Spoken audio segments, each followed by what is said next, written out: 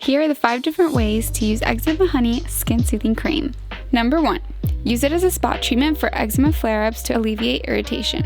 It creates a moisture barrier that guards and conditions your skin. Number 2. The Skin Soothing Cream is perfect for dry lips. It helps hydrate and repair cracked, sore lips. Number 3. Let's not forget our hands. Since eczema forms in the folds of our skin, the Skin Soothing Cream is perfect for hand dermatitis, and I like to use it all over my hands and in between my fingers to keep those areas protected. Number 4.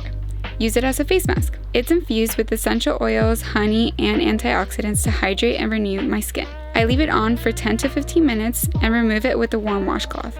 It instantly leaves my skin glowing. Number 5.